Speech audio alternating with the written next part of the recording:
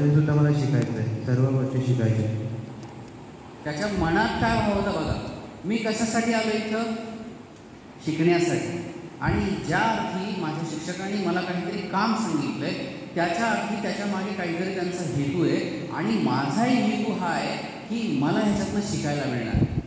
आणि प्रतीकनं ते दूध काढलं आणि त्यांनी ते दूध तो माझ्या घरात घेऊन आला पहिल्या दिवशी.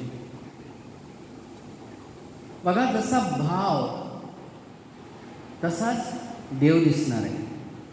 जसा आपल्या मनात भाव असेल तसा देव दिसणार आहे. जर माझ्या मनात भाव असेल काळा देव रे, तर देवाचं देवत्व कळेल का त्यातनं.